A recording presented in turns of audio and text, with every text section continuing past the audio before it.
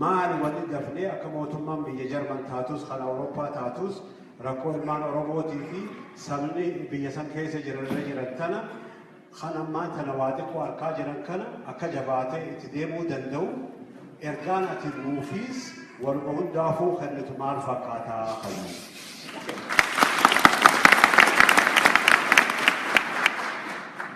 Ich als Mitarbeiter einer Menschenrechtsorganisation gucke natürlich erstmal auf die Menschenrechte. Da haben wir schon ein enormes Defizit. Sie kommen, Sie haben alle mehr oder weniger Schlimmes, Freunde, die Schlimmes erlebt haben. Es ist wichtig, das zu dokumentieren, was sie erlebt haben.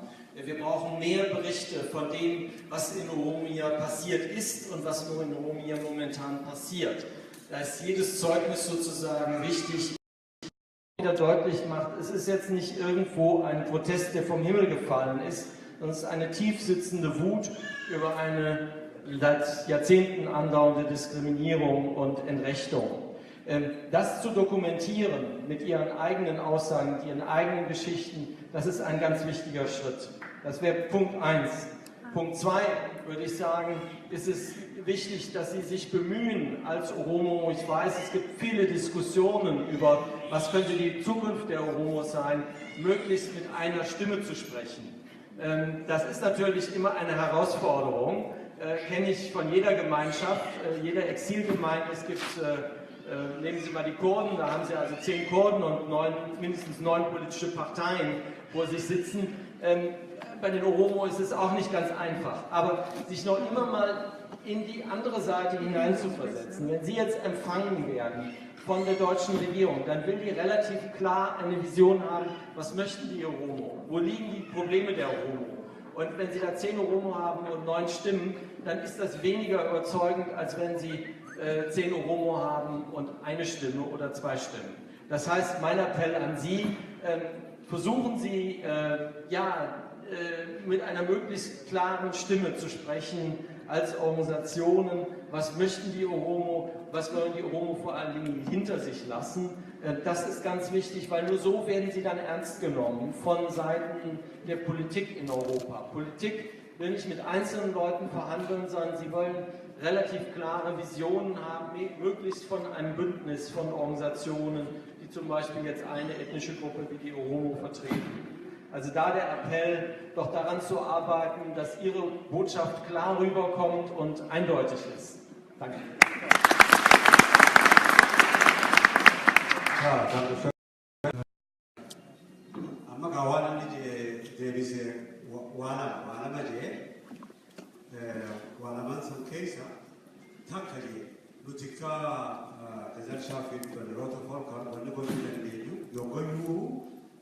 waan biyya san keessatti deemaa jiru maaliif namni miidiyaa hojjetu dafee dokumentii akkachuu barbaachisa amma duraas hedduudha waliin hojjenna waan tanarratti gama keenyaan keessaafuu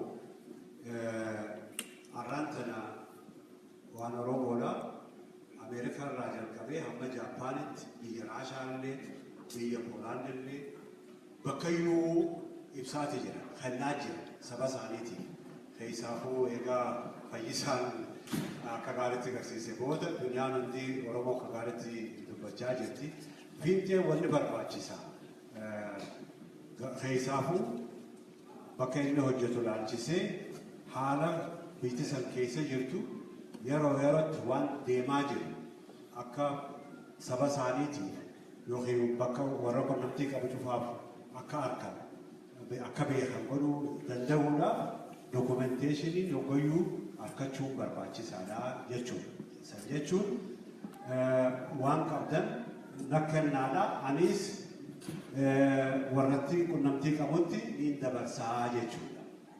Gama mangistii haa taatu Jarman jechuu kiyya gama Awurooppaa haa taatu Awurooppaa paarlamentii fi Awurooppaa koomishinii jira isaan guddaan qabiyya san horiidhaan nutti jabeessaa jiran qawwee ilmaan keenyatti dhuman tana maallaqni biyya Awurooppaa tanaa gad deema gargaarsi biyya Awurooppaa tanaa gad deema kanaaf kana cufaa'u Oromootii fi ilmaan biraatiis biyya san keessatti irra jiran tana warri horii kennitan kun kennaan isin kennitan tun dhiiga ilmaan Oromootii fi kabiraatis akka namaatiif dhaabbatu cufaa'u bal'aqaa jira hajuu kana dookumentii kagaaritti goonee fuulduratti irratti hojjenne isinis gama keessanii nuti sokaan kennitan bakkayyuu geessuudhaaf akka gaaritti tattaafannaa hojii guddaatu abdataa waan jiru jechuun isinis nutis jechuu hin.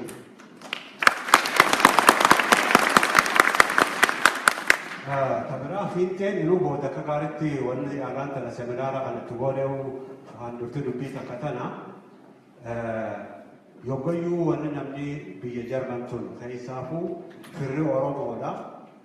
Biyya Jarmanaa taatu, biyya Awurooppaa taatu, biyya Ameerikaa taatu, Kaanadaa bakkayyuu wanni isaan jaalatu yeroo dheeraa afaan tokkoon dubbachuu danda'a. Yeroo dheeraa waan feetan maal barbaadan Oromiyaa akkam barbaadan Oromiyaan naannawa san keessatti yoo biyyatti san waliin jiraatte akkam fakkaachuu qabdi.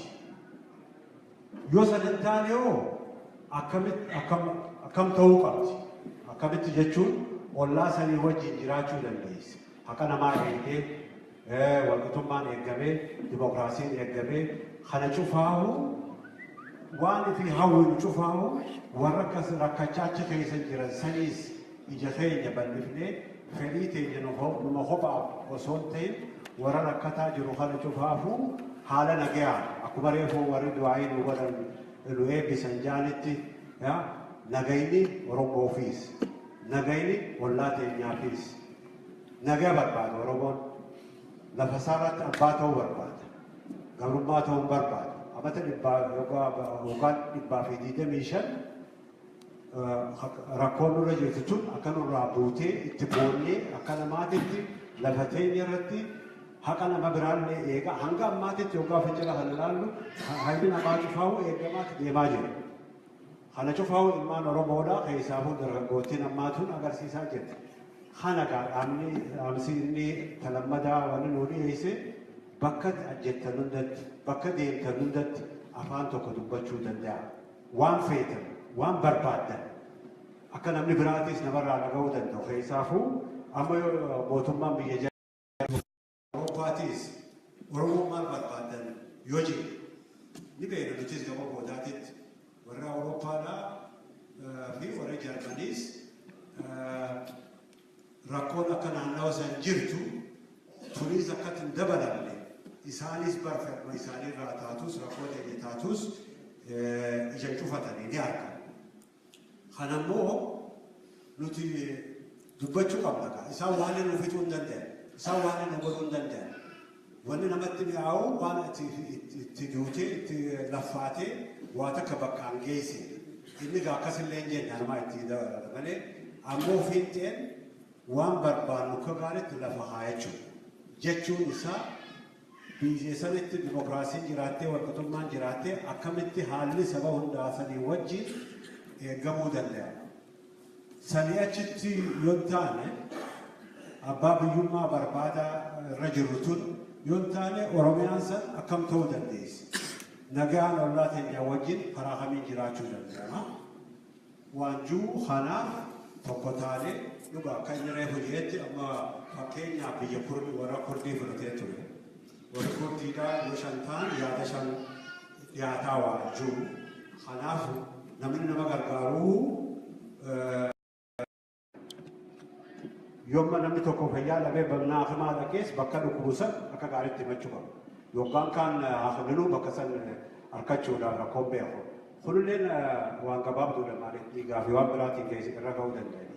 Ammoo rakkoo gaafii saba abbaa biyyummaa tana deemtee haa gabaabbattu haa dheerattu wanni hundinuu harka jirti. Hafir dheeressuus hafirraa gabaabsuus ilmaan Oromooti. Kanaaf fiixeen nama keenyaafis nama fira Oromootiifis warra nu jibbuus warra nu jaalatus waan barbaannu afaan tokkoon dhiyeessuun barbaachisaa akka ta'e ergaa nuu kenne tanagaa akka gaarii nuu galti jeetii nama.